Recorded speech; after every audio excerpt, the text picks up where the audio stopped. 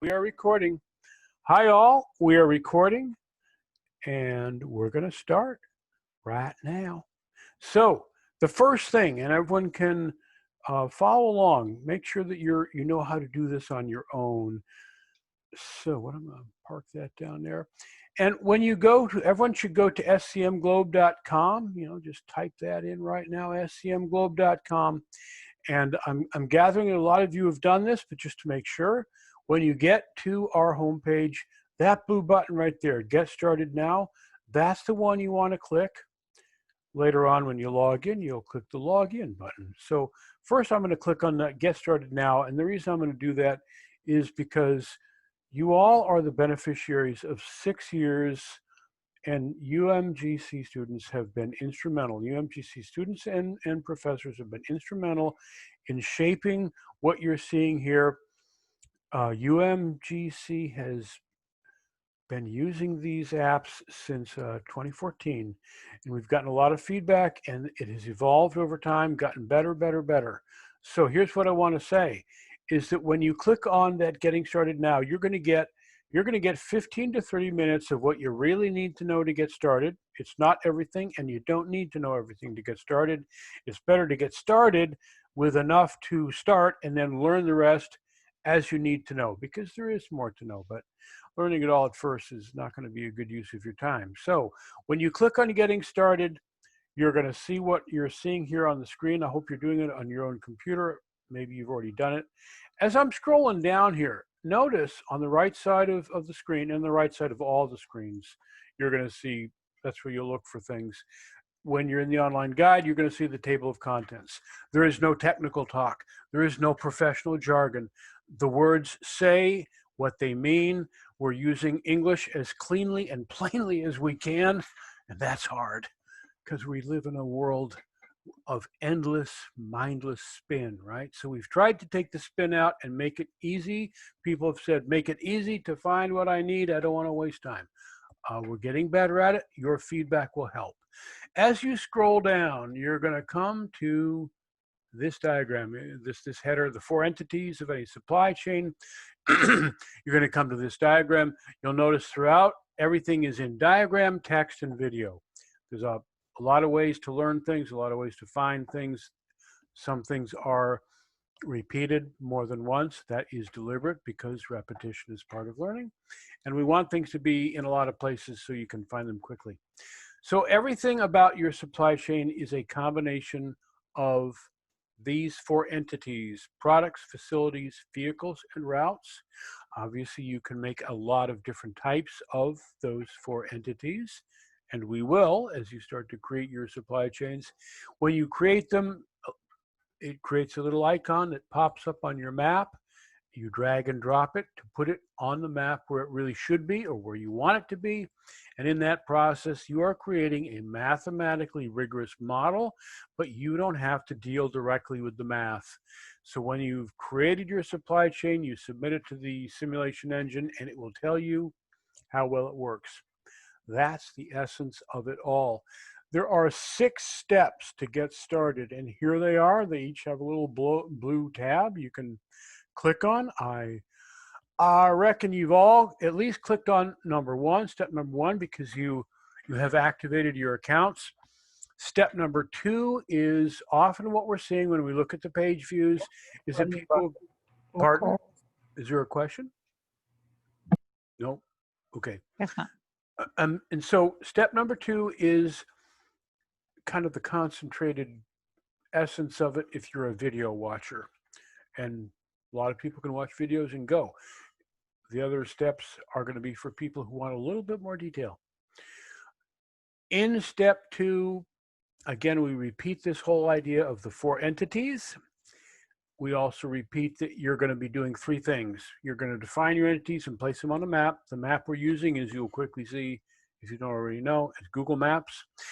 Then you're going to run the simulation of the model that you created when you placed your entities on the map. And that simulation will show you how well that model runs. And then you're going to keep improving the model in order to first make it run for 30 days and then make it run for 30 days at lowest cost and lowest amount of on-hand inventory, which is the essence of what supply chain management is about. And it's easy to say, and it's hard to do. There are explainer videos. They're new. We just did them over the summer. So obviously, check them out. There is a little note underneath each one of them. It's worth looking at. Everything you need to know will be here. The words are not superfluous. There's no happy talk. There's no mindless ad copy. There's no BS marketing jargon here. We've really tried to be respectful of your time. We can all read mindless marketing jargon everywhere else, so why come here to read that? So we've tried to keep that out of what is here in the online guide. And as you scroll down, this little diagram right here, there's only 3 screens in the whole app. There's going to be a lot going on, but that doesn't mean there's a zillion screens and you have to remember how to navigate through all the screens. There's 3 screens: your edit screen, your simulate screen, and your account screen. And then of course, you always have access to your online guide. So that's what you need to know about the app itself, and whether it's going to be, it's going to be easy to maneuver through it. At the bottom here is actually it's a UMGC Q&A session from back in February, where again we recorded the whole thing, but instead of listening to 60 rambling minutes of occasional genius and a lot of ramble, we cut it up into tiny little 2 to 7 minute chunks and labeled them again as clearly as we can. So when you're looking for things like, I got a truck routing question, there's and how do I route my truck? Or, that problem in Louisville, there's the problem in Louisville explained. Some of you are going to be working on the Cincinnati seasonings case. Others of you will be working on the collaborative supply chain case. We'll take a look at both of them this evening. They are essentially, as far as what we're going to be covering, the mechanics of using the software and the things you want to think about when you run your simulations are always the same. The cases get progressively more challenging. Collaborative is more challenging than Cincinnati, but you're using the same principles. So regardless of which case we're talking about, the principles remain the same. As you go through here, at the bottom, there's always a link here to the next step. We want you to kind of roll through it. Let me do this. I'm going to go back up here to the table of contents, and we're going to look at the getting started section. And you can see we got 5 steps there, and then we got actually the FAQs. That's step number 6. And the FAQs really important, and I'll show you why in a minute. You've looked at you're activating your account, where we just kind of look through the videos. So numbers 3 and 4 are going to go into a little bit more detail about creating a supply chain and about running your simulation. If you feel you already got it by looking at these introductory videos in, right here, those 3 introductory videos, before you jump to the FAQs, I would highly recommend you take a look at step number 5 and all the steps here. The first thing you're going to see here is step number 1. When you looked at your Activate account, you saw step number 2. If I was to, click on create your supply chain, you'll see, wow, that's step number 3, making progress. If I click on simulation tutorial, you're going to see that is step number 4. And then I highly recommend, even if you don't look at steps 2, 3, and 4, you want to look at number 5. Why do I say you want to look at it? I say you want to look at it because it is a step that has grown out of questions and concepts that we know are really central to working with the cases. We've learned as much as you have as we work with these and get your feedback. So step 5 will be worth your time. It shows you how you want to approach a case. And here's something, I think a lot of you already know this, but sometimes it's not always real obvious. We want it to be obvious. There is no right answer. That does not mean all answers are equal, hardly. Some answers are horrible. And because there is no right answer, what that means is there's always a better answer, and you always want to move your supply chain model towards that better answer. And how you get there, there's a lot of ways to get there. And how you find that better answer, it's by experimenting. It's by trying stuff out. That's how you find it. You could memorize a sequence of do this, do this, do this, and then you could repeat it back, and it would get you nowhere. So don't worry about that. It's not a multiple choice test. There's no perfect answer. It's like the real world that way. And as I keep scrolling down, what we're going to see here, some notes for working with case studies. We talk about them as well as an explainer video. And then we're going to see that, and this is very cool, simulations generate a lot of performance data, both on screen as well as when you get to 30 days, which is why 30 days is so important. You're going to be able to download that data and create, when you click on any of the screenshots in the online guide, you'll get a bigger picture. You'll be able to create, once you get 30 days worth of data, you'll be able to start creating a profit and loss statement plus key performance indicators, KPIs, which serve as an objective way of comparing different supply chain designs and the results that you get. And this is why we say, although there is no right answer, there are better answers, and the better answers will show up. Not to say that the only thing that's important is to earn a profit, but it is important. That's one of the things that's important. As well as when you look at your KPIs, things like these are standard measures that everybody in the supply chain world lives by, things like inventory days of supply, percent inventory growth, things like that. So that becomes a way to have an objective conversation about one method of solving the problem versus another method of solving the problem. And then as you scroll down a little bit further, the Q&A video book is here once again. You've already seen it once, and deliberately so, it's in a couple of places so that it will be easy to find. So when people say, gee, I looked and I couldn't find it.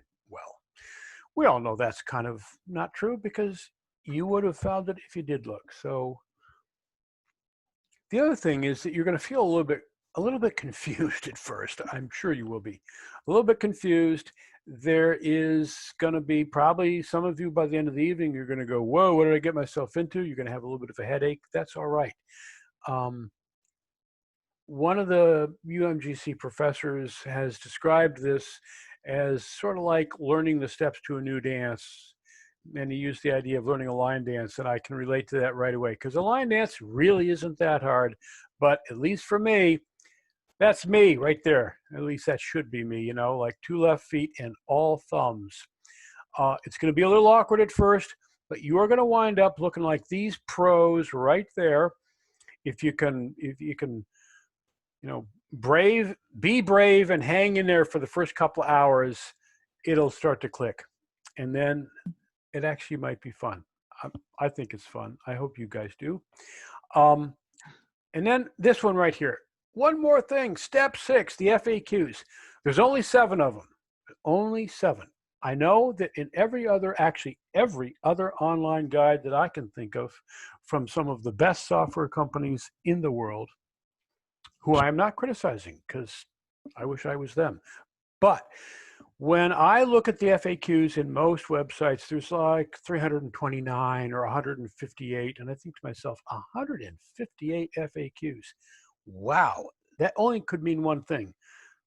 The software is badly designed. No one could have that many questions if the software was well designed. I'm saying a lot here. I hope that you will find that what I'm saying is reasonably close to the truth. We have found that there are 7 questions that come up over and over and over. You will all bump up against these questions. You're going to want to know them. We have found in the past that sometimes people will spend hours wrestling with stuff, never once think to look in the FAQs because they probably thought there was 159 of them, and who needs that? And then they get finally really exasperated and angry, and by the time they send me an email, they're usually pretty pissed off. So I don't want you to get pissed off. Check this stuff out. For instance, number 2, You won't notice it at first, but you're going to notice it. Sometimes the delivery doesn't arrive when it should. At first, you're going to feel overwhelmed. But then as you start to get the hang of it, you're going to go, hey, wait a minute. What do you mean? What do you mean I ran out of stuff there? I had a truck going out there every day. What do you mean? It didn't show up. And then I'm going to get an email saying, Mr. Hugos, we found a bug in your software. And I'm going to say, look at number 2, click on it and check it out. Take a look here. We did that deliberately. I know that's a hell of a thing to say, but we did. And the reason is that you can't run a supply chain as if everything will run perfectly all the time. You can. The math will be there. In a perfect world, we can write the equation and it'll work. But the world isn't perfect, and there's no point in having a simulation that pretends like the world is perfect. So occasionally, you're going to have a missed delivery. That means you have to hold safety stock.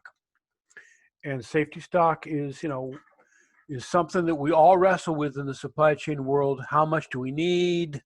The accountants don't like to see a lot of safety stock on hand because that's money tied up in inventory that isn't turning over. And yet, certainly in the last, 5 months, we've all learned that having a little safety stock is a good thing, especially when your supply chains get disrupted. So we've disrupted them for you. So to help you internalize that saying. More detail here. If I click, there's a lot of links, and the links are not just randomly scattered. They're there because they're reasonable and you need to know it, but check on them, check when you want.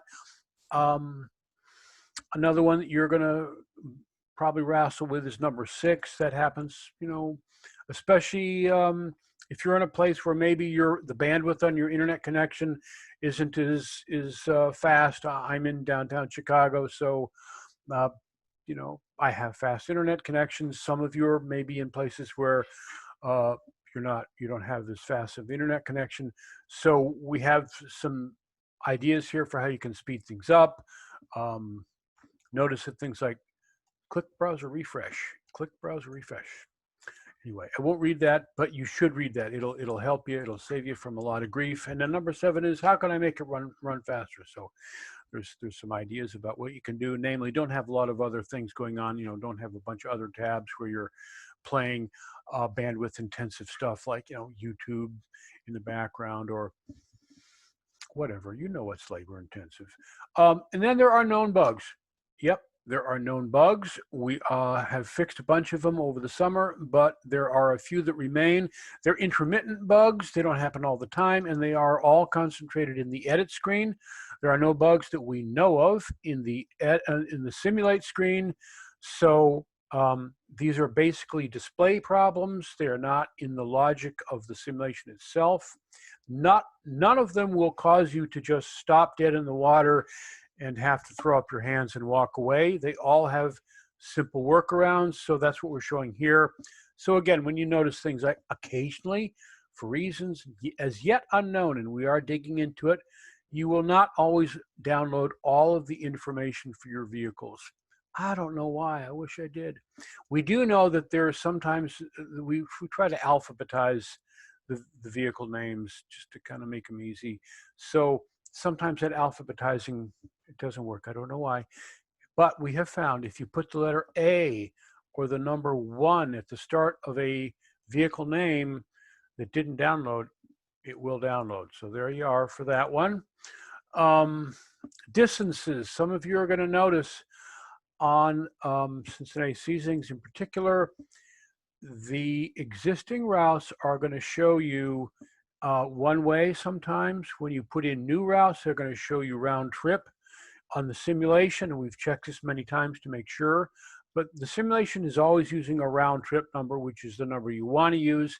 However, sometimes the display is going to show you one way, and it can be confusing, and rightly so, and it's a pain in the neck, and I admit that. But once you've read this, what you're going to notice is you'll say, hey, wait a minute, these numbers are different. I put in a new route down to Louisville, and it's different than the number I'm having in my existing route. Take a look again, and what you'll see is that the numbers are basically, one number will be half the other number. Not precisely half, not absolutely down to the last 2 decimal places for reasons that I'll get into in a moment. But generally, give or take a few meters, it's going to be half. One will be double, the other will be half. So it's that problem. Um, and again, I'm not going to read through all these, but I'm just thinking you ought to check this out. Another one we've noticed is that when people are working on laptops, often the smaller screened laptops, sometimes the zoom level is just set up really high. Um, and you'll get a display like this where things are kind of over. You'll see that numbers will overwrite each other and everything look kind of crunched. And actually last semester a couple people said, wow, I loved your app, except it was really difficult to work with because I had to move the screen around. And wow, wouldn't it be great if I could see everything? And I said, yep, you're right. And I realized we just need to make sure that people remember you can adjust your zoom level. It's pretty straightforward. We show here, it's the three dots. If you're using Chrome, it'll be the three dots that are stacked on top of each other. If you're using Microsoft Edge, it'll be three dots in a vertical or a horizontal line. I'm not sure about Safari, but I know that there's another way in Safari to handle your zoom level. Anyway, just back off the zoom a little bit, make it go to a lower number, and presto, you'll see the whole screen. So that's what we're talking about there. All right. Key points to remember. Check it out, scan it, and just remember, when you're puzzled by something, know that you haven't looked at everything, and your answer, 98% likely your answer is in the online guide, because we've got, like I said, 6 years of feedback, and it's unlikely that you'll have a question that we haven't come across before. And when people ask questions that we don't have answers, or the answers are vague, we go back and we rework them. So that's why I say I think the online guide is pretty good. Now I'm going to click on log in, and we'll log in. So everyone do the same, and you come to the login screen. You click on the login button. You've already gone through the registration process where you activated your prepaid account. So we're going to click on login. And when you do that, you're going to come to your account screen. That's the first screen you come to. And remember when we said there's only 3 screens in the app. So there's your account screen, and then look here, your edit screen and your simulate screen. And then of course you can save and delete your models. Now, I've got a lot going on, but your account screen is divided into 2 parts. The top will be your active supply chain models, and then at the bottom, the second part of the screen is what we call our save states. So that is another way of saying your backup copies. And what we're going to do, so when you log in, you won't have anything in your account, and you can start bringing things into your account. Everything on the 3 screens on the SCM Globe app, you'll always find your navigation buttons are in the upper right corner. When you click on View Library, you'll be able to view the library. So let's do that. Click on View the Library, and there are 2 models. Let's bring them both in. And again, you're encouraged, and certainly you can look at any one of these models. They all have a related introduction in the online guide. If you find yourself with a little time and some curiosity, I encourage it, like Supply Chains of Rome. Check it out. Check it out. It's not just a goofy, it's all based on accurate archaeology. It's kind of cool. All right. I'm going to click on Import next to Cincinnati Seasonings. And you can call it whatever you want, like you can call it Mike's Cincy Seasonings, or I could call it Cincinnati Seasonings, or I could call it Ralph. Anything you want that will make sense to you. And when you click save, it'll save it. It'll save a copy of it to your account. The other one we want to import is called Collaborative Supply Chain. So let's import a copy of that one. We'll call that Mike's Collaborative.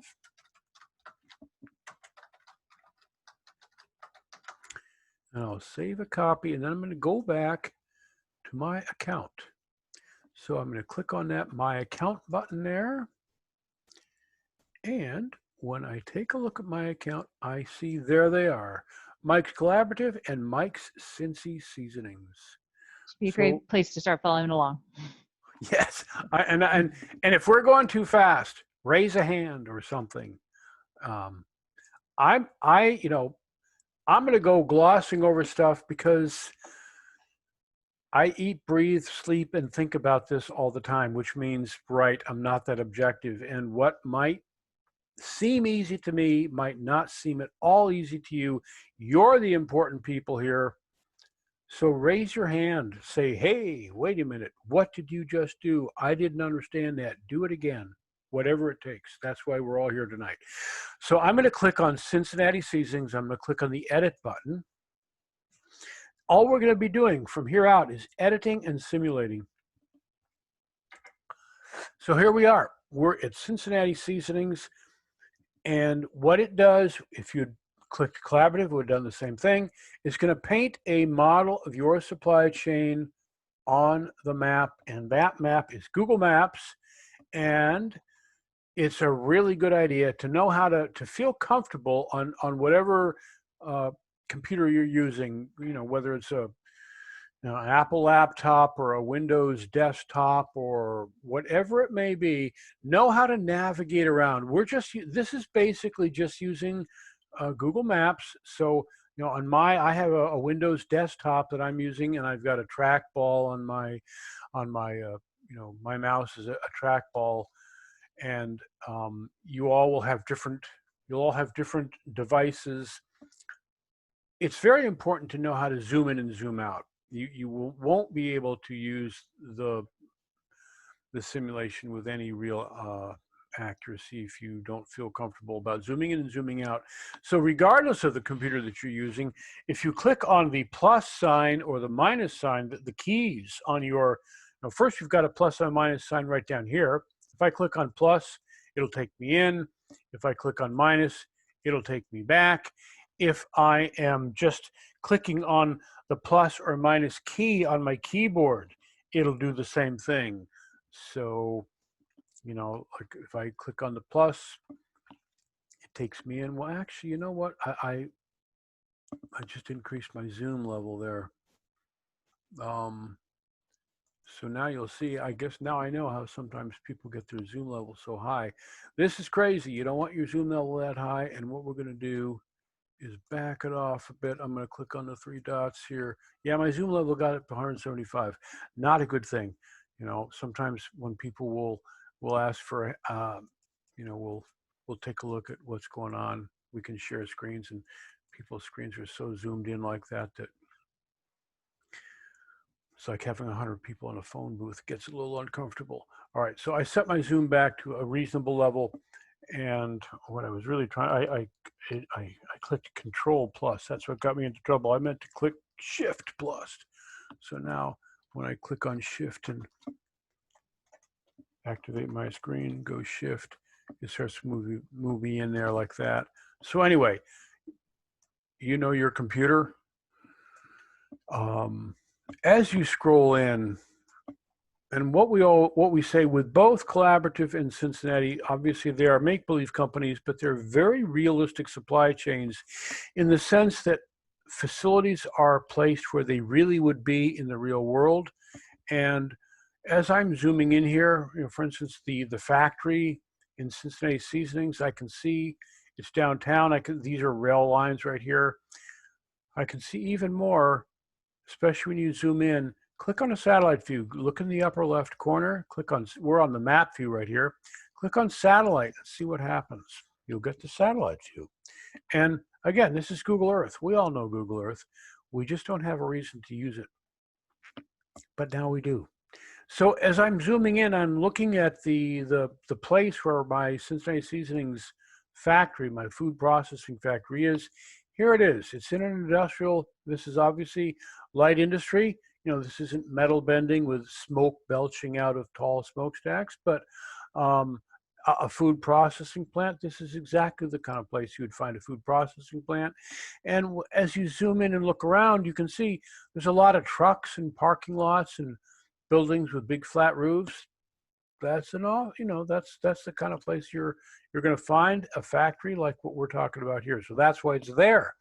If I pull back, and I'm going to go take a look at where we've positioned the distribution center, and there it is up there.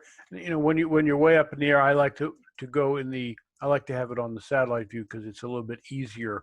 gets pretty cluttered when you're up at 50,000 feet in the satellite. So I stay in the map view until I've zoomed down. Let's zoom in on the distribution center. And again, look, there's a rail yard there. I'm going to switch over to the satellite view. And the reason it is here, just like the reason that factory was there in a small industrial park in downtown Cincinnati, is best practice for positioning a distribution center. If you were the boss and someone said, "Hey boss, where should we put the distribution center?" You would say, repeat after me, put it on the outskirts of town at a transportation node where you have multiple options for shipping and where your trucks will not get stuck in downtown traffic. And, I said that, you wrote it down. I asked you on a test, you wrote it back to me. We both got A's. Nobody really knows what that means. So what we're doing here is we're saying, use that best practice, which is what it is, to decide where to put things. And in the case of a DC, and as you start working with Cincinnati Seasonings and also with Collaborative, as both cases progress, you're going to start moving your DC. You may create a new DC. You're going to have to think of, where do I want to put the DC? And the answer is, put it on the outskirts of town where there is a transportation node, your trucks don't get stuck in traffic, and you have multiple shipping options. Look at this. We are at the intersection of two large highways. We are also obviously, so that's one transportation node, and here's a third mode of transportation, which is, there's another smaller rail yard, but there it is, it's right there. And as you would expect, because it meets all the conditions of where to put a DC, there are real world DCs. Look at all these trucks. As you zoom in here, there's a lot of trucks here. People are putting their distribution centers here. So again, very realistic. Now, the software would not prevent you from dropping that DC right here in this golf course. You can put right there on the 9th hole. We are not here to prevent you from doing things. I don't know, maybe you're going to buy the golf course, flatten it out, pave it, and build a new gigantic distribution center right there. This is real software that people use to model their real supply chain models. So we are not here to make a lot of arbitrary and, penny-ante restrictions on what you can do. You can do what you think is right, and the simulation will show you the results of doing that.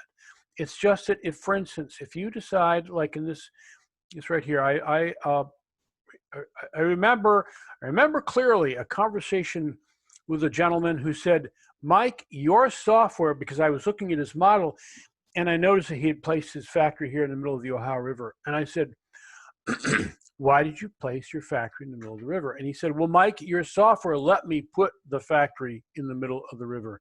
And I said, "Well, maybe we could rephrase that as, you used the software to put your factory in the middle of the river." And again, I come back to the question, why did you do that?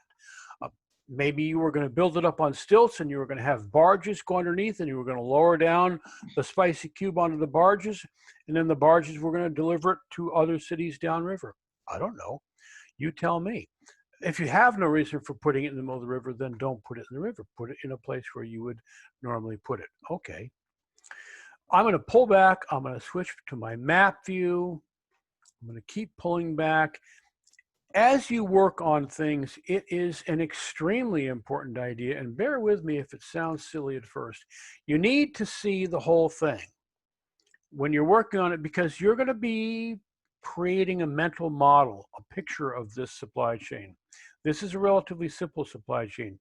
Collaborative will be more demanding, but this is what all good supply chain managers do, is they have a mental model of the supply chain that they're managing, or supply chains plural, that they're managing, because as things happen, they need to know the lay of the land and know where to look when they start to see problems. And again, when people say, "Well, at my company, we have a computer, it knows everything, it tells me what to do." All I can say is, that ain't so. And if it were so, they certainly wouldn't need you. And the other problem with computers is, computers do as they are told, and they use the data they are given, and they don't ask about that. So you can give it bad data, and it will calculate that data out to 14 decimal places and still give you, even though it went to 14 decimal places, right, a bad answer. There's an old saying called garbage in, garbage out. So here's where we think a great way to go is the human being provides real intelligence, and the computer does the calculations, AKA artificial intelligence, pattern recognition, but we're not confusing the two. So it's a good relationship between humans and computers.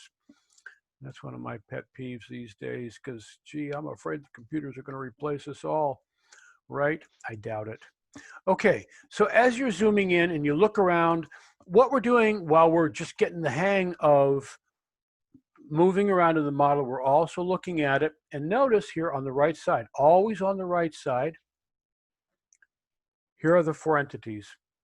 Products, if I click on product, we only have one product in this Cincinnati case to keep it simple. There are four products in collaborative, and for each product, all I need is the name, the price, and the cube volume and weight. You know, it weighs one of the spicy cubes is a 1 cubic meter shipping case. That would be about a pallet load. You know, a pallet is about 3 feet wide by typically about 3 feet tall. So that's a cubic meter. That's what the pallet, and we're measuring shipping cases. We're not measuring the individual little packages of seasonings that you might find on a store shelf. We're measuring what you would find in a warehouse, which is pallet loads. And a pallet is going to weigh 40 kilograms, which is about a little bit more than 80 pounds. And the price here, because it's fine seasoning, $1,000. Okay. If I click on facilities, I can see all my facilities here. If I click on one of them, it does the same thing. Opens up, I'm going to close that dialog box there. It opens up a dialog box. It bounces the icon for the facility that I just clicked, so I know where it is, and it opens up a dialog box, and it tells me what I need to know. Again, as a supply chain person, what I need to know about that facility. It's not 110 different things. It's really these things right here. What kind of facility it is, and we'll get into later. There's a lot of different kinds of facilities you can choose, but we're going to go with the defaults as they are initially loaded. Our storage capacity, we've got 850 cubic meters. Our rent cost, our daily operating costs, which would be all of our non-rent, non-rent, which payroll, utilities, insurance, whatever else. We're not tracking carbon. In some of the other cases we do, but we won't worry about that right now. And then it shows me our demand per day at that facility for the product, the spicy cube. We need 20 of them. It shows us also our amount on hand, which is 800. And if I start to click through, it does the same thing. Make sure you can move these boxes around. Again, when people don't know how to move the boxes around, it's like working on a desk where it's just covered with paper. And I know some people do that. I don't know how they do it. Louisville, same thing. I click on the DC, and suddenly, whoa, what happened? I get these blue lines. What does that mean? We've spent a lot of time working on visual cues because we don't want you to have to be reading through lists of numbers and digging through different screens to find the stuff that you need to know about a supply chain. So when I click on a facility and there are no blue lines, it means there are no vehicles there. When I click on a facility and I see blue lines like this, it means there are vehicles because those are the delivery routes. And the configuration we're using is a standard configuration known as a hub and spoke distribution model. The hub is where I've put all my vehicles. That would be the DC, and the spokes are the delivery routes that run out to the stores. So hub and spoke model there. Once I have clicked on a facility that has the blue lines, I know that there are vehicles there. I click on vehicles and here they are. And now the question is, how would I find, zoom in again a little bit, and how do I know where those trucks go? Instead of having, forcing you to read a report that says truck 2 goes to Albuquerque and truck 3 goes to, San Jose, I can just click on it and it shows me where it goes. So again, fast, visual, intuitive. easy for me to say. I hope this is true. I hope you're starting to find out that this isn't, oh, it doesn't look so bad so far, Mike, but I'm going to reserve judgment on that, and you should. But keep looking at it. And then when I have clicked on a vehicle, I can see what routes. I know it's going down to Louisville, but I want to know more about that. I click on this route, and again, I'm going to close off some of those other boxes I don't need. You only need to have the box open for the entity that you're actually working on, so you can always clear up some screen real estate and make sure it's important to see, not just see the numbers in a box, but see it on the map as well. And what I can see now is here's my distance, the time it takes, because I define my speed. I know the distance. I query the map to find the distance, so I know how long it's going to take. And then when it runs down there, it is dropping off 20 of those spicy cubes. If I want to, if I want to make it drop off more, I would just type in a different number, right? All right. So I've already looked through, in that sequence, I've looked through some of the 4 entities and the way that they've been combined and placed on the map to create a model. Now the question is, how well does that model work? We're going to find out by clicking on the simulation button. Again, I look in the upper right there, I click on simulation, and it's going to open up another browser tab that will have my simulation screen on it. It says simulate there. We've had people, and they were absolutely right, we've had people where the edit screen and the sim screen can start to look somewhat similar. People said, I'm getting lost here, and they're right. And so we labeled it. It's an edit screen. You also know the edit screen, and I'm gonna, when you're on your edit screen, you can always refresh your screen by just clicking the browser refresh button. And then when you do that, I've switched to Chinese. Excuse me, I'm going to switch back to English here. Oops. It's kind of cool. I think it's kind of cool. I really do. I suggest, let's all take a moment and just switch over to Arabic here. Seriously, guys, seriously. I just think it's kind of cool. So anyway, we are citizens of the world. We are not provincial Americans, right? Okay. And we're doing business in these countries, and it's a sign of respect. Learn how to say good morning in as many languages as you can. Yes, please, and thank you in as many languages as you can. All right. So when I'm on the edit screen, it's blue lines. That's why edit is in blue, trying to get some color coordination going on there. When I am in the sim screen, notice that the different segments of my route are in different colors. Again, to give you some visual cues, as well as it says simulate in green, kind of match the green there. And now I can simulate it. So I'm gonna play. If you click on the play button, you'll play your simulation. So go ahead and do that. Now, we've deliberately built some pitfalls. Actually, 3. We've deliberately built 3 pitfalls into this to engage you and get you to just start thinking about, how do I make this supply chain work? Okay, so we've hit our first problem. Not enough storage capacity in Fort Wayne. Okay, I'm going to say okay. Sometimes you're going to run into 2 or 3 problems, and they'll all, as you say okay and you click through them, they'll all show up right here at the bottom on the right side, so you'll know what they are. Not enough storage capacity in Fort Wayne, and so my first question, I want to put it out to all of you. What should we do to solve the problem in Fort Wayne? Someone want to type in an answer in the chat box. Mariah, do you see anything? No answers yet. All right. Now, Not yet. You're thinking to yourself, and you know the answer. Here, the thing about logistics is, don't overthink it, which does not mean that it's for the simple-minded. No, quite the opposite. It's for the pragmatic-minded. It's for the fearless and the pragmatic. But don't overthink stuff. If we've run out of space in Fort Wayne, there's a couple of answers, and some are better than others, as we said earlier. One is, well, heck, we could just put in more space, right? Did you see something, Mariah? I've got an answer that says more delivery and another that says increase the storage capacity. There you go. Right. And then one more, look at Fort Wayne's demand and see if the delivery aligns with it. Okay, I like that one a lot. That is a good one. That might be from someone who's already working in the biz. We've often seen that people who are already working in distribution or logistics in some capacity. Let's go ahead. I flip back to my Sims or my edit screen.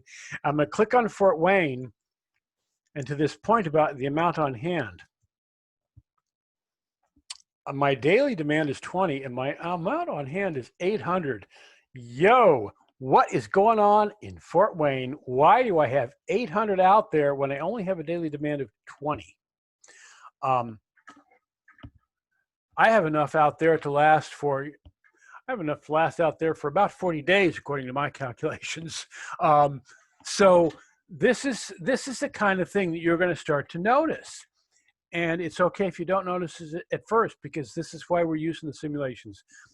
The simulations are about as close as you can get to real life without actually, learning on the job. And the problem with learning on the job is sometimes you make mistakes and you piss off your boss, and it kind of Costs too much money.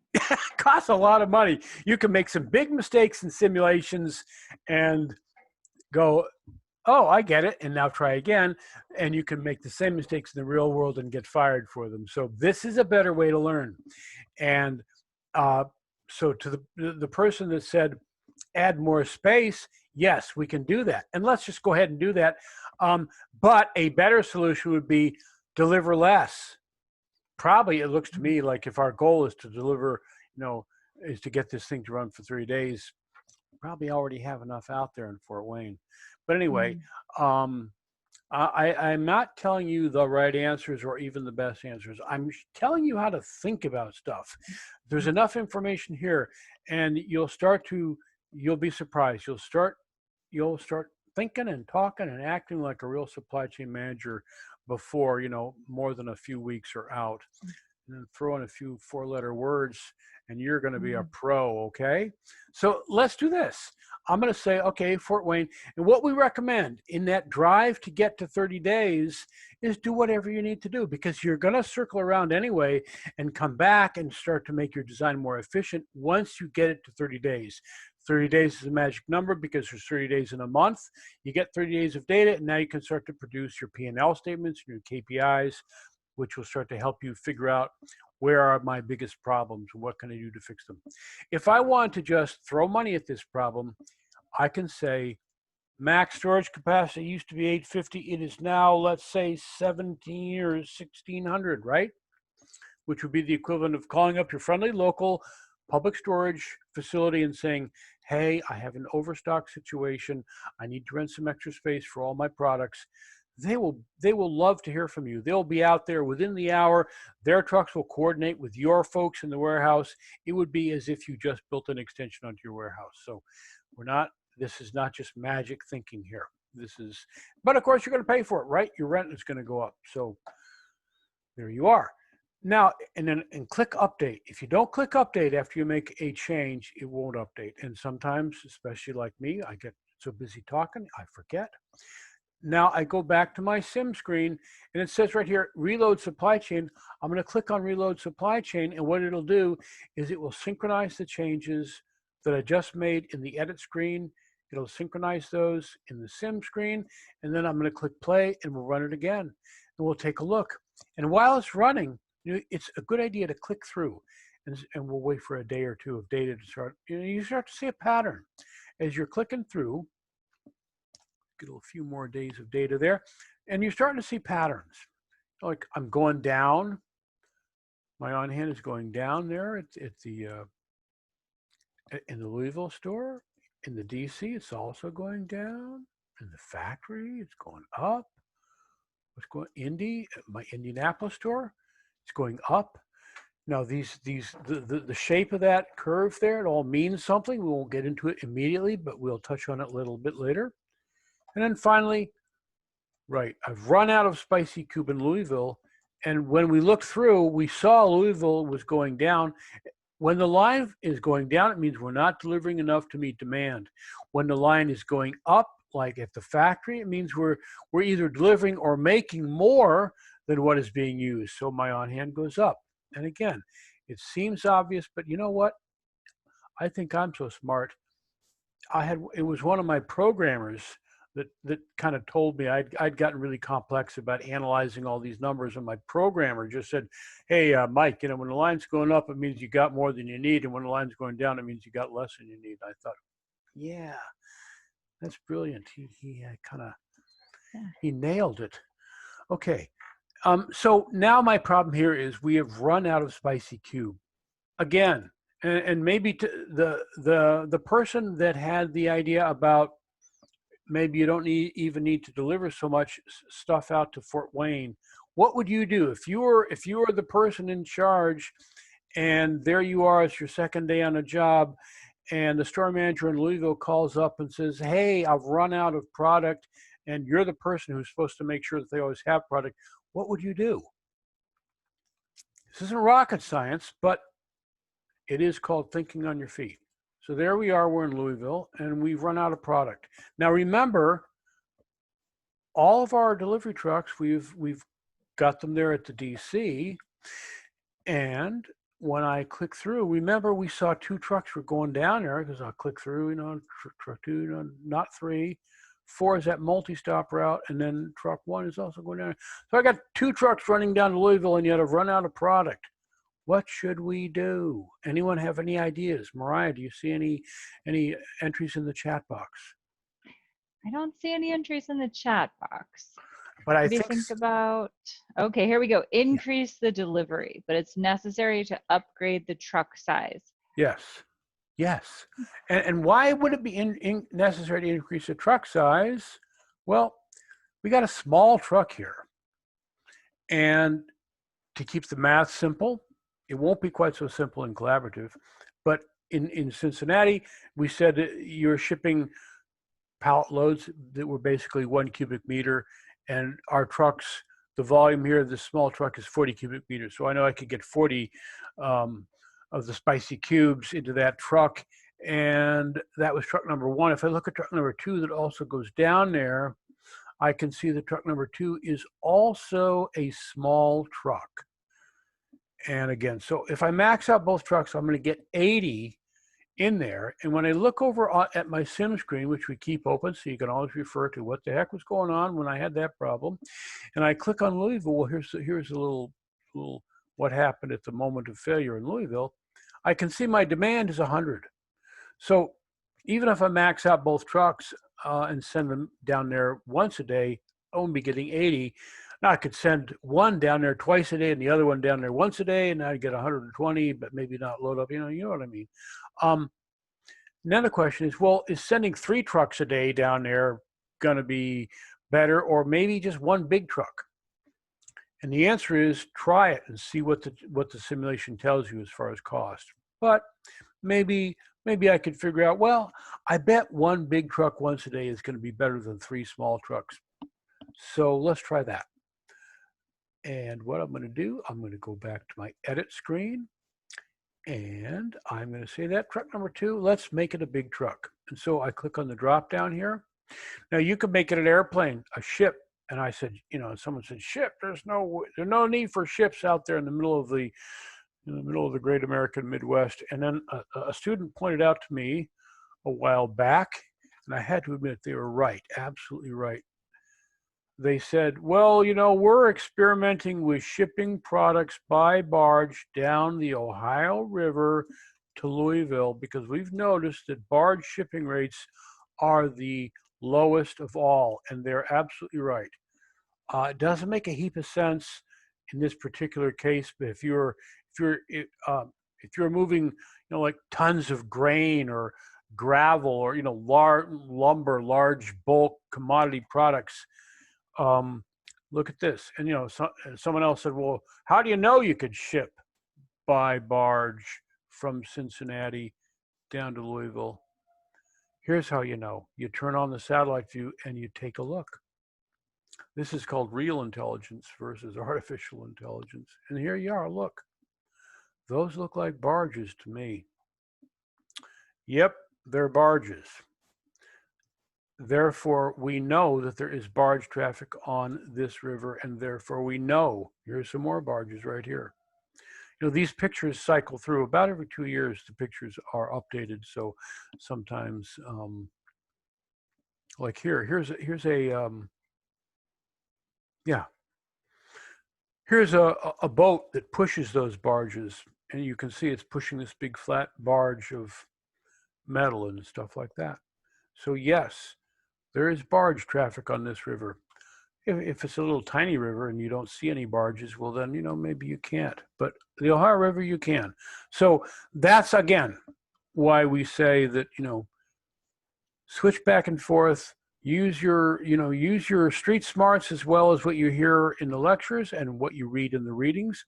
So we're going to say, now, and also some of you say, what is WFP Hilo and what is WFP? WFP stands for World Food Program. We're doing some work with them. Don't worry about that. This is just, the WFP version of a helicopter. No need to worry about that. And for the most part, in the initial phase of Cincinnati, we'll stick with trucks again, just to keep it simple. So let's pick a large truck. I'm going to make it a large truck. And now notice that the default values have changed. Obviously, if I had a super large truck and it was, maybe it was a double trailer contraption, I could say, it's hauling 2 trailers. Therefore, my carry volume is 220, right? We're going to accept all of the defaults at first in both cases, unless Mariah tells you differently. Don't mess with the defaults. But when, like I said, this is real software. People model real supply chains. And maybe, we know that in some states you can haul, those big 18-wheelers are hauling 2 trailers. And I believe in some states there's a proposal to have them haul 3. Yikes. So we're going to just accept that. We're going to call that a large truck. I'm going to click update. So my truck number 2 is now a large truck. I click on number 2 again. I take a look at the delivery route. I can see that, wait a minute. I click on the delivery route. I can see that what we have, we're dropping 20 down there. We know we need 100. My truck can handle it. I'm going to say deliver 100. I'm going to click update. I'm going to go back to my sim screen. I'm going to reload that supply chain.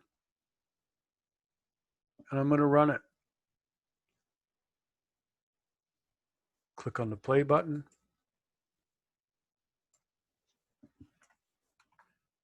Are there any questions or any observations or thoughts while we're watching this simulation run for a moment? There'll be one more little problem that we stumble into here, but now's the time. Is there a gnawing doubt? Is there a sense, are some of you having this feeling of, what did I get myself into? Do I really want to be here? This is the time to ask those questions. What is making you worried? Yeah, are there questions? Do you see anything? When do we change the delay time? Good. Okay. Let's talk about that. Now, if I switch off if I flip over to, okay. So our last problem, and before I get into that, I will answer the delay time question. Not enough storage capacity in the factories. That was the last deliberately planted problem in this. So we're gonna I'll close that box too, and we'll go back to our edit screen. And here is, now if I want to just redraw my whole supply chain, because I kind of refresh my memory about what the heck is going on again here. So I click my browser refresh, I redraw that supply chain, and I go to my DC, where my vehicles are, and I'll pick any one of those vehicles, like truck number 2. And notice now that there is, as you look through the data about your vehicles, these, in technical terms, these are the attributes that describe the instance of this vehicle entity. And I can see my delay between departures is 20 hours. What that means is that vehicle is going to run its route, come back to its start position, wait for 20 hours, and then run its route again. So to the same person who asked about the delay between departures, My question back to you is, what would I do if I wanted this truck to run twice as often?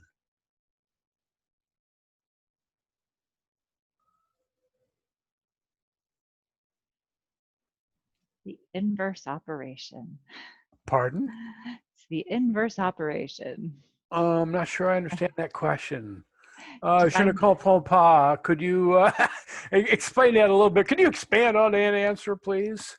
No, we didn't get a question. I was trying to give a Oh, hint. okay. Basically, it's, and some of you are already thinking, I can hear some of you are already thinking it. Just divide that in two. Divide that number in two. Instead of having it run every 20 hours, make Yeah. it run every 10 hours, right? Gloria says, right as you said that, Gloria says every Yes. 10 hours. Gloria, Yeah. instant gold star for Gloria. All right. And a lot of times people will overthink things. There's going to be later on, as you start to get into these cases, there will be plenty of opportunity to exercise the brain muscles. But early on and even later on, don't overthink things that seem to be fairly obvious. Go ahead and try them and see what the simulation tells you. Sometimes you will be surprised. Sometimes the simulation will tell you things that are counterintuitive. And I have had this happen to me more than once, and I've said, that can't possibly be true. And I have tracked the numbers 1, 2, 3, 4, all the way down and found out it is true. It just gives me a result I hadn't thought about. So anyway, that's how you handle, that's what that delay between departures is. So when you're talking about delivering products down to Louisville, you can deliver larger amounts, or you could deliver small amounts more frequently, or I could add more vehicles. So there's a number of different ways you can solve almost any of these problems. And then it's the combination of the way you solve the different problems that will start to shape the overall performance of your supply chain. And it will start to be challenging, even for this simple Cincinnati one. So what we're going to do, if we need to get, what was our last problem was, we ran out of storage capacity in the factory. Okay. Any thoughts about how would we solve that problem of running out of storage capacity in the factory?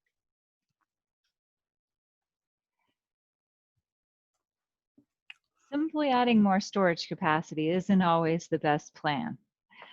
It Yeah. might get it to run, but it's Yeah. not going to give the best cost for sure. That's right.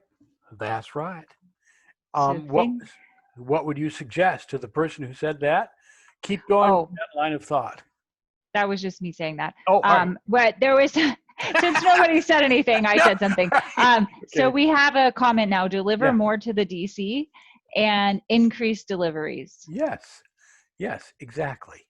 Or of course you could just, because what we did up there in Fort Wayne was you just added more storage capacity. But here's why it's so important to first see the whole supply chain, be comfortable about zooming in to inspect things like, where is this thing located? You know, for instance, is it located near a rail yard? Because later on I might want to use rail as a less expensive transportation mode. Is it, as you know more about the model itself, you will know more about what are possible solutions. And if you're clicking through here, like I'm seeing my on hand at the factory is going up, we know that now because we run out of space. If I look at the DC, my on hand is going down. And we know that this model is using a hub and spoke distribution model. So what that means is I am delivering to the stores from the DC, and if my on hand at the DC is going down, I need to have more product out the DC because that's how I get it to the store. So as I continue to click through, now the reason why Louisville is now going up instead of down is actually we met our demand and then some, because I still have 2 trucks running down there.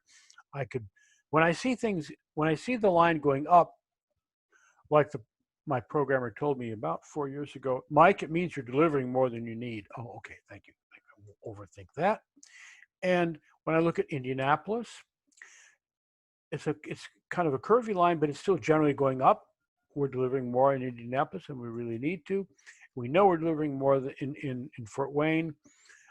So as I go through there, I've begun to get a sense of how product is flowing through my supply chain. And so that point about, well, let's move more, instead of just adding more expense, which would come along with more storage space at the factory, how I've already got plenty of space at the DC, I'll move more product from the factory to the DC. How would I do that? All right. We know that we, for the most part, are using a hub and spoke model, but every good model has, or every good rule has an exception. So this is no exception. What I've done, the one truck that is not based at the DC, although I could move it to the DC if I wanted to, but anyway, initially it's at the factory and I can see it, there it is. And if I click on it, it opens up a little, there's a lot of ways to get, I clicked on the icon, I got the box, or I could have gone down here. I've selected factory, I could have gone down here and clicked on that as well. A lot of things. Anyway, and I can see this is a medium truck. It could carry 60. It is running every 8 hours, which means that it's running about 3 times in a 24-hour period. If I click on its delivery route here, I have to collect, you have to select the vehicle first. There it is. We got it selected. Now the factory to the DC, we're only dropping off 30, so I'm not even maxing out my truck when I do that. I have a couple options here. I could make the truck bigger. I could max out the existing truck and make it run more frequently. Let's try that. What the heck? The real quick and down and dirty solution would be make it a big truck, and that's more of the throwing money at the problem. But let's try this. And I don't know if maybe the simulation will show. What we're going to do is we're going to, first of all, we'll make this run twice as often. How would I make that run twice as often? The truck. If the delay between departure is 8 and I want to make it run twice as often, what would I do? Anyone have any ideas? Just did it recently. Sure you guys remember. Make it go twice as often. The delay between the departures. It's the inverse operation. Who asked about the delay between departures? Half it. Yeah, somebody gave an answer. Yeah, good. Yes. Cut it in half. Instead of 8, I'm going to make that be 4, right? So, okay, now we're going to make it run twice as often. And let's do this. Let's, instead of only running out there half full, let's make it completely full. Let's put in 60 and see what the heck happens. I'm going off script for my canned dog and pony show here, but that's good because canned dog and pony shows get old, don't they?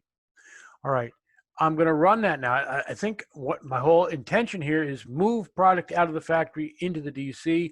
I've come up with one way. There are other ways, but we'll try that. How well is it going to work? I don't know. We're going to let the computer do the calculations. I'll do the thinking. The computer will do the calculating. So we're going to run that. And another thing is, as we are running the simulations, it's an excellent idea to run them slowly at first. And let me draw an analogy. If you're going to be learning the steps to a new dance, like a line dance, and if the pros show you, here's how it goes, 1, 2, 3, 1, 2, 3, 1, 2, 3. Any questions? Great, go. That wouldn't work for me. I would need someone to say, well, Mike, here's how it goes. 1, 2, 3, and slow it down so I can kind of get the hang of it. And then after I get the hang of it, then we can start to speed it up again. If you start out running it slowly, you're going to start to get that mental model in your mind. You're going to start to understand about the supply chain. Maybe after the 12th time you've run it, maybe you want to run it a little faster. So where it says speed, I can go from slow all the way to fastest. I'll click on fastest. I'll say play.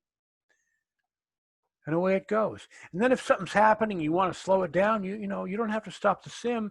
You can just say, you know what? Hey, what's going on there? I want to take a little bit closer look at what's going on there. Okay, I got that. We're good. I see it. Make it run fast again. Boom, we'll make it run fast again. So we'll see. We'll see how far we go. And as you roll your now we don't have enough capacity. So we're still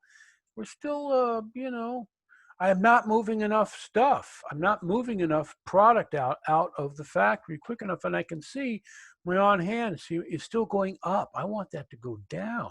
So as I scratch my head and go, gee, what should I do next? Or the next thing, well, I'm going to throw money at the problem because we can always circle around later, and we don't want to get bogged down in that first goal of getting to 30 days. I really think it's a good idea to avoid analysis paralysis.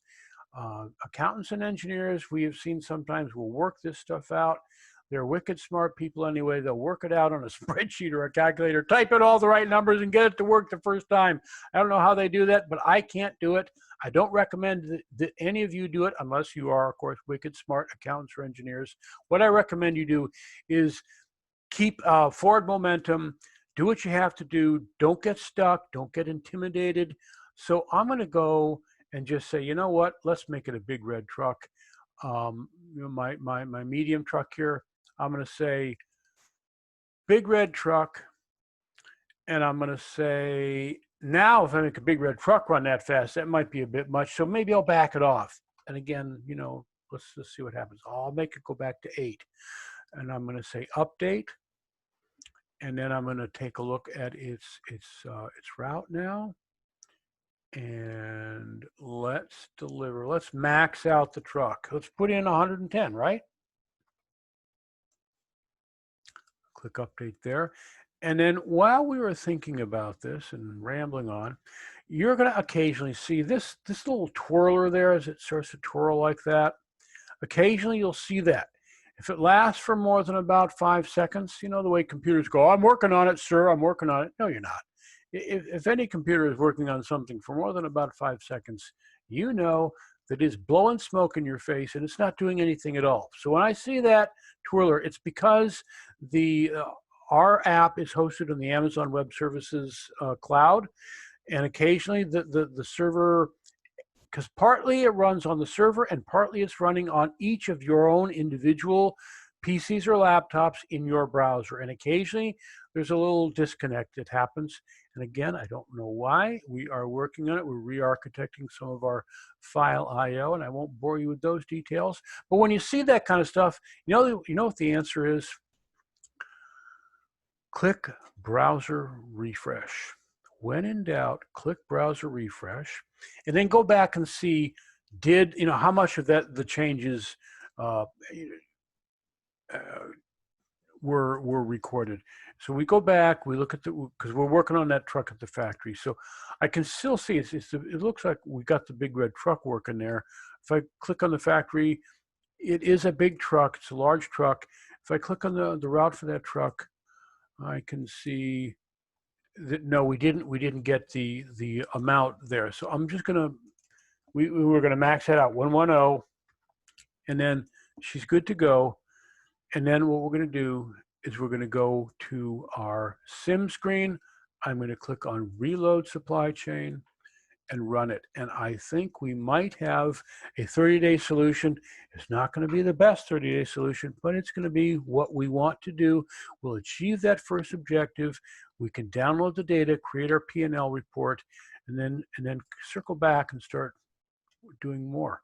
So, and let's make her run really fast. Here we go, fastest. And we'll play it. Now, I hope you're also noticing that we're engaging with the issue by watching the simulation, looking at what the simulation tells us, going back to the edit screen, making changes, and then running it again. So back and forth interaction, humans doing the thinking, computers doing the calculating, which is a great way to go. And as I roll my cursor over those dots, I'm seeing what day we are, like we're up on day 21 there. As I start to click through, we're going up, not down at the DC, so that's good. Louisville, we're going slightly up. Oh, it's because we forgot to get rid of that other truck. That other little truck is running down there. It's just adding more product. We don't really need it. Indy, we're going up, and again, okay. So we ran out of seasonings, but how far did we get? We got to day 35. We're good. We got to 30 days. I live in Chicago, and anyone who is into a Major League Baseball would remember the Sox. There, at that when they won the pennant, their motto that year was "Winning Ugly." So we have won ugly here. We've got to 30 days, but it was an expensive way to go, and yet we have a chance to circle around and make it more efficient. However, the first thing we want to do now is download that data. When you get to 30 days, or whenever you're running your simulation and it finds a problem and it stops, or if you click on the stop button, either way, for instance, if this thing had just taken off and it was just running and running and running, and sometimes you'll come up with a pretty good solution. You don't need to let it run until it dies. You can just say, if it runs past 30 days, enough is enough. You can just say stop. Click on the stop button. It'll stop. Either way, you're going to get this button will appear. Export results to Excel. We use Excel in a generic term, just like we're all starting to use Zoom generically. So if I click on that button, it's going to download, and there you just saw it download. It's going to download all that simulation data to your individual computer. And what it did was it downloaded a CSV, comma separated value file, which you can then open. Any spreadsheet in the known world will open up a CSV file, Windows, Apple, Google, any spreadsheet that you can think of. I'm going to click on that. It's going to open it up, and we'll just take a quick look at it. And it will also open up, because I don't want to go through all of this just in the interest of time. But so you can see, and it's broken up into different segments. There's my on hand, there's my demand of facilities, production report, in what's coming into those facilities, what's going out of those facilities, what are my facility costs, and then all the way down at the bottom, my vehicle operating costs. And if we were tracking carbon, it will download all your carbon, so you can get a sense of your carbon footprint. All right, I'm just gonna close that, and what I'm gonna do is I'm gonna click on this blue help button right there, and again, any screen that I may be in the app, I look in the upper right corner, I'm gonna see that blue help button. I click on it, and here's where you probably won't have gotten, as you went through the getting started section, there will be, especially, hopefully, you went through step 5, and it shows you that you can create that P&L report, but it didn't go into a lot of detail about how that might happen. Although, like I always say, we have put in links everywhere. So if I was to go there to step 5, I'm gonna find a link that's a link to another page called Analyzing Simulation Data. And as I scroll down, and here's that part where it says it produces a lot of data, and there's that link right there. I could also find it if I was to look through the table of contents. Let's see, where is it? Oh, there it is. Right, it's right there. And again, everything should be fairly easy to find. Anyway, I'm going to click on it. And what it's going to do is it's going to walk me through some stuff we've already talked about, which shows you a little bit about how to interpret the sidebar data displays that we were looking at. And then as we keep going down, it's going to talk a little bit about how to interpret the on-hand inventory lines. This is taken from a case study where there are 3 products. In collaborative, you're going to have 4 products. But as you look at each individual line, you interpret individual lines the same way, whether it's 1 line or 4 lines or 20 lines. Upward lines mean what my programmer told me they mean. Downward lines mean the same. Sawtooth pattern, stair step, flat line, they all mean something. They're not just arbitrarily there because they look cool. Although sometimes I think they do look cool.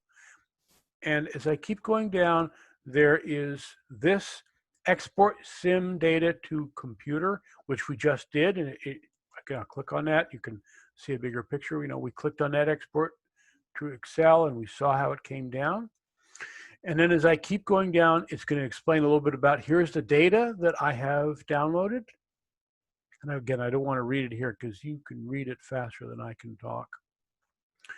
And then I see this next major header, import simulation data into spreadsheet reporting template. So there's, as often as we can, we are always showing things as a screenshot and then as some text. And so the whole point is, rapid assimilation of data.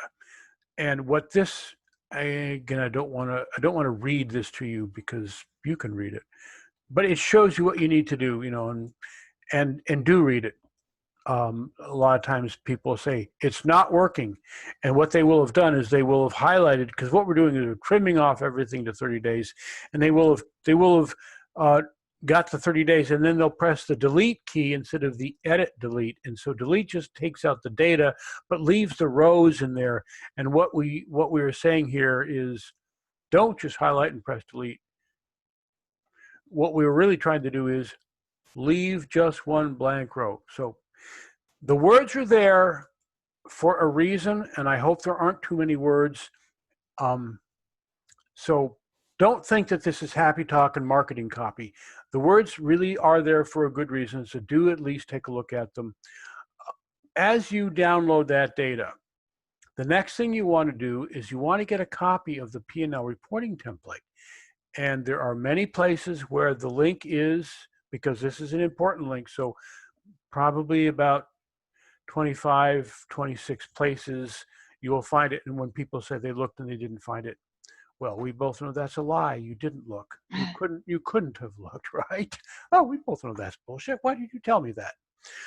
So if you do and you click on it, then it will take you to Google Docs. And once you're in Google Docs, you can download a copy to your own computer and then make any changes you want. And everybody right now, as you're watching, click on that link that says download, right here. And this link is in a lot of places.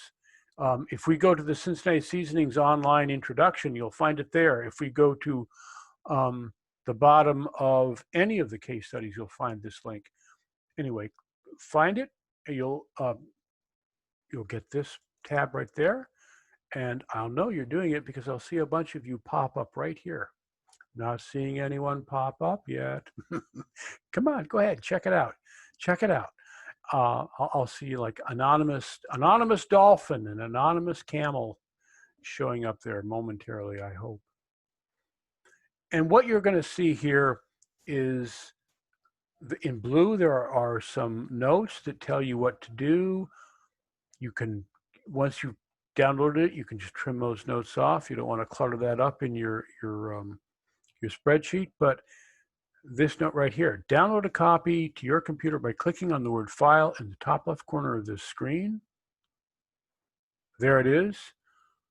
I click on it, and right there, download. I'm going to download Excel. Any computer, any whether you're using Apple, Windows, Linux, doesn't matter. Everyone can read an Excel spreadsheet and convert it into, you can convert that into Apple numbers or Google Sheets or stay in Excel. So once it's down, then I'm going to click on it. I'll open it up. And then I've got my own copy. So now I can make any changes I want. Sometimes people say, I need to get edit access. And no, you don't, because you really want to just download your own copy and then change anything you want. These notes here are there for a reason. Please do take a look. As you start to add more facilities in Cincinnati and also in Collaborative, you're going to need to modify this. This is basic spreadsheet 101 stuff. Does anyone know what a pivot table is? I don't either. There are no pivot tables here. This is not complex spreadsheet stuff. Most of you already know how to do it. And then we have people who say, well, why didn't you do it for me? And I don't know. Because it's good practice. And when employers, certainly when I hire people and I say computer literacy, so I guess some of them think, TikTok. No, I don't mean TikTok.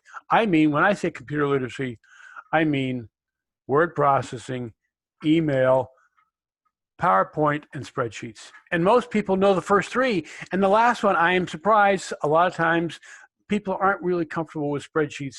So here's your chance to shine. Rise and shine. So here you go. Read these notes. This is, again, basic stuff. If I need to create a new column here, like if I'm adding the Chicago store and the Columbus store, I'm going to add 2 new columns out there, and I'll label them Chicago and Columbus. And when I click on any of these, I can see, like I click on there and I can see here's the equation that gave me that number. Where are these numbers coming from? What the heck's going on? So as you look here, and then you look, notice as I go down to the bottom, there are 2 tabs in this template. The first tab is what we're looking at right now. It's got all the equations on it. And the second tab is where I cut and paste my simulation data after I see how I've trimmed it off there. And there's that one blank line in between that section and the next section. So that's what we're doing. And as you run your simulation, you get to 30 days, you download, you cut and paste, you put new simulation data in there, it's going to give you, it'll start showing you the results. The P&L statement will change. This first download, now when it's downloaded, it comes with data. Just to show you what's going on. In this particular case here, this data shows that you did get it to run for 3 days, but of course, you managed to lose about $1.5 million and some change. And so you're probably not going to get a promotion for that kind of performance. And so you want to come up with a better plan. And that's what this is going to help you do. And for those of you in industry, you already know the joys of living and dying every month, every quarter by a P&L statement. And for those who have not yet experienced that joy, welcome to the club. For your entire career, someone's going to be judging you on your P&L statement. So this is good practice. This isn't a complex P&L statement, and these are fairly basic KPIs. But as you start to work on this, things like your percent change in on-hand inventory is a really good number to keep a handle on.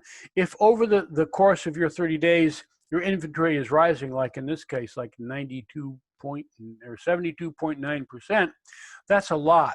Do you really need that much inventory flooding into your supply chain?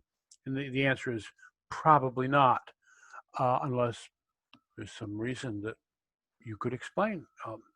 And then, things like your inventory days of supply. Look at this.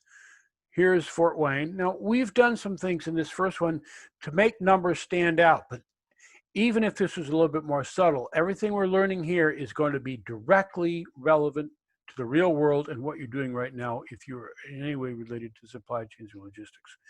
55.8 days of supply is an awful lot of supply to have on hand. Maybe you're stocking up for a special emergency. There are reasons why you might want to have that much on hand. But unless you know exactly what that reason is, you don't want to have that much on hand.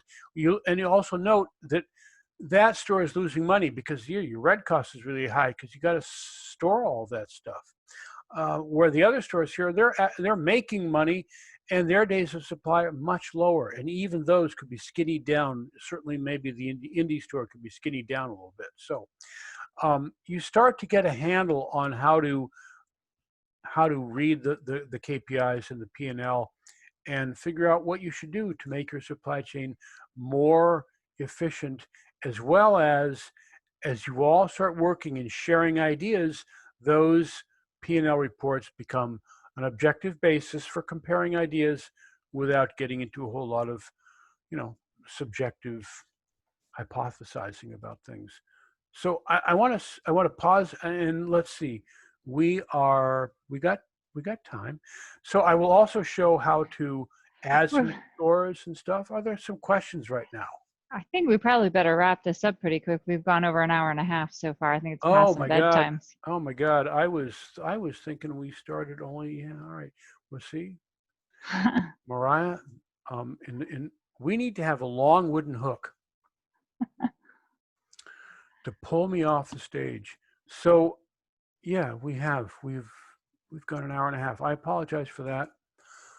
I'm going to point out one other thing, and that is, again, I want to keep directing you back to the online guide because we have a lot of information here, and what I won't show you because we have run out of time is that on that online guide, and I showed you a couple places, and something that you will find useful is we'll go to step 5 here, and we'll go down to that Q&A where we broke stuff up into tiny little chunks.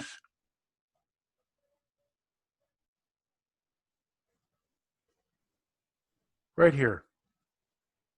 So I won't go into it, but you can figure out yourself some of these right here. So again, to the person who wanted to record, and we are recording all this, but do you want to watch an hour and a half of me rambling on when you could just go right here and in moments get exactly what you need? I think that's a better way to go. All right. Thank you for hanging in there. Thank you for using my simulations. And Mariah, any closing words? Use the save as a lot. Yes. Anytime you try something and you think, I'm just going to give this a try and see if it works out, and I'll just back out if it doesn't work out. Yeah, there's no undo. So that's when you use the save as rename. You can do it 3 or 4 times in one day. No problem. And it looks like there's a couple questions. Yes. Let's see. What's your questions? We could unmute, I guess. Okay. Yeah. Mentioned earlier that not all deliveries will arrive on time. I noticed that the daily demand of the stores is not always consistent. Is this the same concept?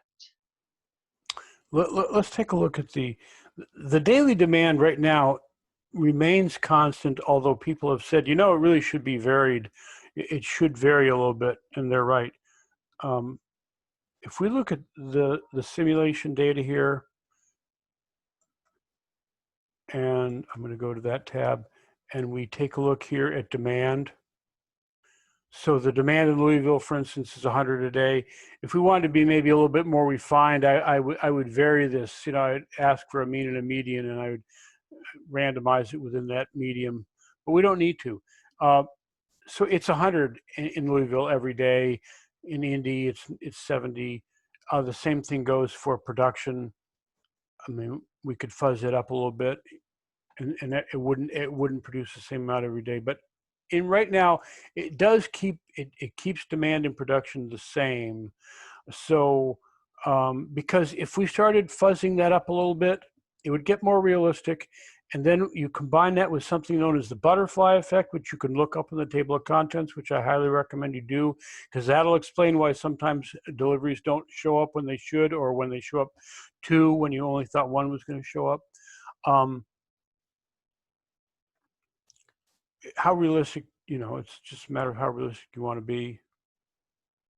So demand is the same.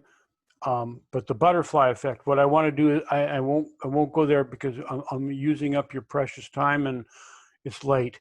But do take a look at the butterfly effect. You just go to the online guide, and the search function also will work. Type in butterfly effect and it'll come up, and read it. It's kind of cool. It will surprise you sometimes. Are there any other questions? Do I have access to your accounts? I can't log into your accounts and see them.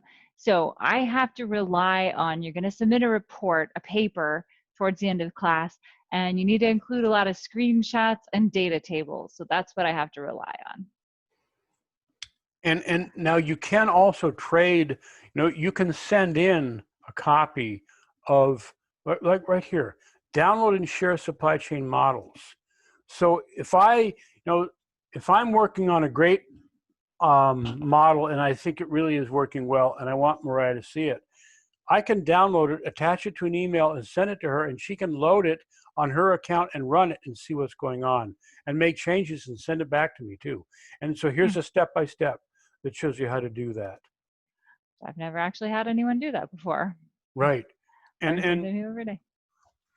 There is a lot going on, and that's why we don't think it's a good idea to try to learn everything all up front. But as you notice, there are going to be, and this right here is embedded. There's a link embedded to this. Again, probably about 27, 28 times in the first part of, as you flip through the getting started section, you're going to see a lot of this stuff embedded there. We're all overwhelmed with data, and we don't have time to click on every link that we come across on every computer screen, and I know that. But there's a lot of stuff here. One of the other professors, Frank, Sure, is a big fan of this one, because when you start to have problems, and I'm here to handle technical problems, but Frank would always tell his students, if you're having a problem that is a business problem, a conceptual problem, you can send him a copy of the supply chain. He'll take a look at it. If you think the supply chain is broken, send me a copy and I'll look at it. But I don't want to get into counseling you on how to improve it, because that's not my job, and that's your conversation with Mariah, not with me. But either way, you can share supply chain models with each other. You could. There's a lot of cool things you can do. Are there any other questions? And by the way, you can discuss this with your classmates too. If this isn't top secret, you can work together, post in the forums, ask each other questions, give each other hints. That's encouraged.